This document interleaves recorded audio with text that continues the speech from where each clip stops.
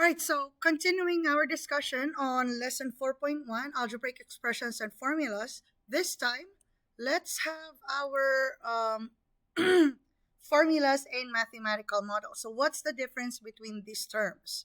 So when we talk about an equation is formed when there is an equal sign between two algebraic expressions. So this is pretty much from the name itself, equal sign equation. Now, when we have formula, it is an equation that uses letters to express relationship between two or more variables. So, for example, when we have when we are converting Fahrenheit to Celsius, that is a formula. When we are solving for the area or the perimeter, that is a formula because we are representing relationships using those variables.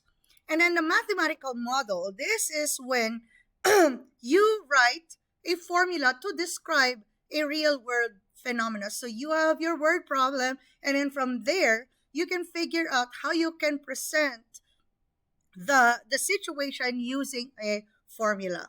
So for this particular next slide, we will be working on a mathematical model. All right, so let's have this. So the mathematical model F equals negative 66x squared plus 526x plus 1030 describes the number of calories needed per day by women in age group. So that X is the age group, okay, with moderately active lifestyles, all right? So as you can see here from this graph, we have two groups. The females are represented with the red bar, and then males are represented by the orange or yellow or gold bars, all right? And we have how many groupings? We have 6 groups, and these are their age range. So according to this, we can identify the number of calories per day by women if we follow this mathematical model. So using this model, how many calories per day are needed by women between the ages 19 to 30, inclusive of this lifestyle or with this lifestyle? So if we're going to look at our graph, we need to be concerned with the 19 to 30 group. So this is that age range. And as we can see, that group is group 4. So remember, this mathematical model uses the variable X is actually the age group. So in this case, our age group is 4. So let's move on and see how we can work with this. So remember, the 19 to 30 women, so that is group number 4. So our X is going to be replaced by the number 4. That is what this mathematical model would like us to do. So working on this, so the number of calories will be, so negative 66, our X, okay, plus 526X, this is our X, plus 1030. So again, our X, according to our problem, needs to be replaced by the group number 4. So, so that is 4, should be 4. And then this is going to be 4. So if we solve this, okay, you can work it out all throughout with the calculator. You will have negative 66 times 4 squared is going to be 16 plus 526 times 4. You can already work that out as 2104. And then you have the plus 1030. Now, if you work on this, and you will be able to come up with the number of calories to be 2,078 calories. So that's the number of calories needed by women of this age group following the mathematical model that was given to us. All right. So this is just a quick review. I'm pretty sure that you've seen this already from before, whether middle school or Algebra 1. We have what we call as the properties of real number.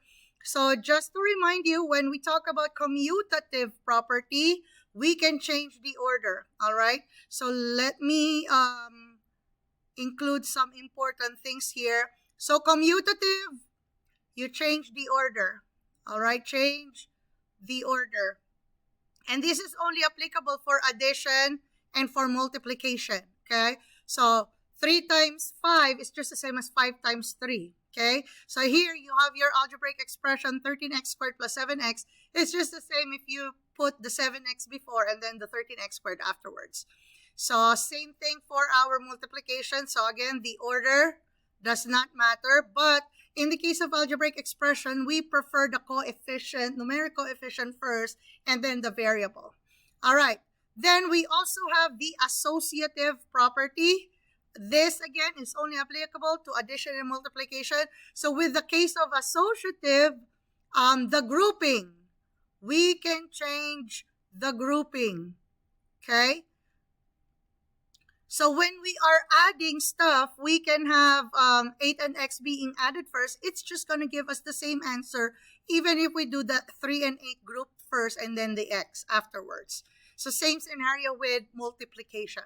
And then, of course, if you combine multiplication and addition or subtraction in some cases, we also have what we call as the distributive property.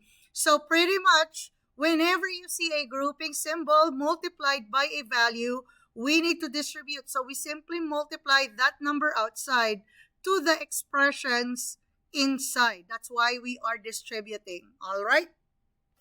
So let's have some examples here. All right, so here we can see it's the word simplify, okay? Now remember, when we had evaluate, okay? When we say evaluate, we put value to the variable, okay? We replace the variable with a value. When we say simplify, so simplify from the word simple, okay? Make it as lesser terms as possible, okay? So make it simple. Make it as less terms, less number of terms, all right? How do you know that you have lesser number of terms? Or you have a distribution here, definitely, so that needs to go, all right? And pretty much that is always the first thing that you will have to do, okay?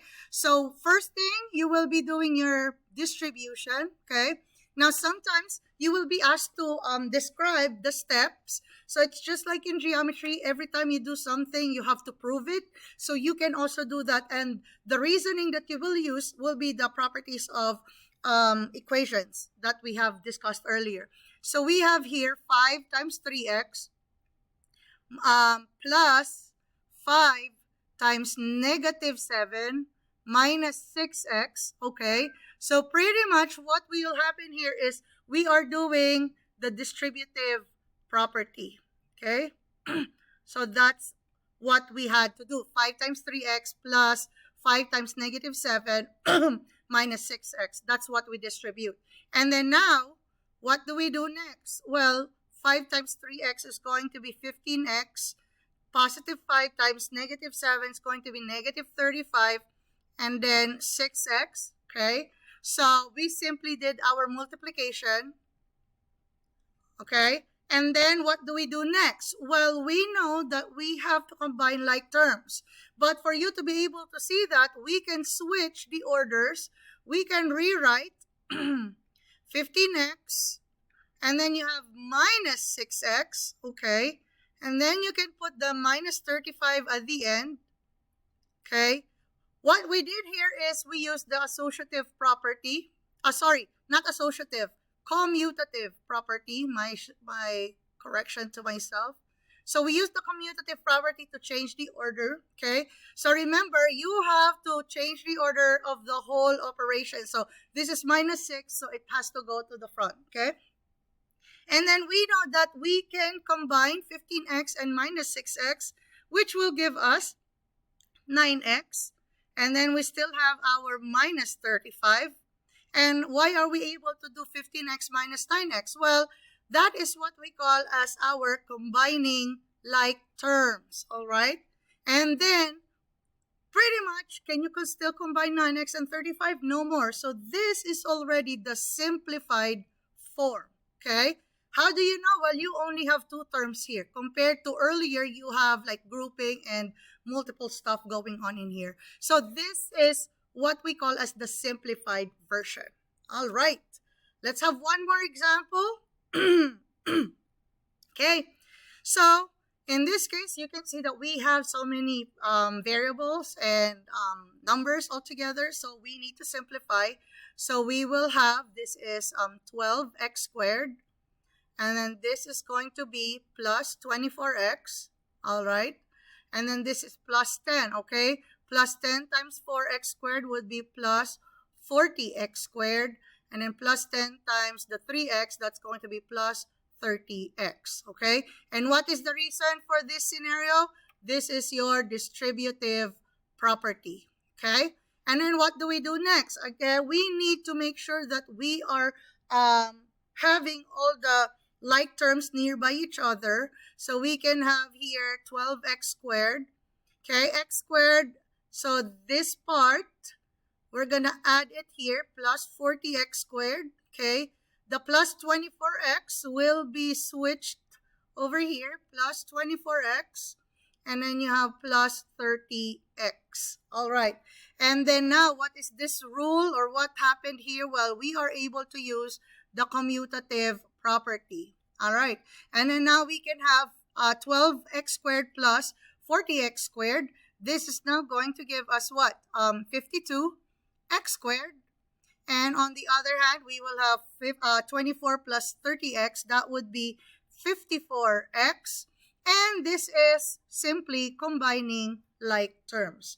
Now, can we still combine 52x squared and 54x? We cannot do that anymore because this is x squared, this is x. So pretty much this is already the simplified form. All right. Thank you.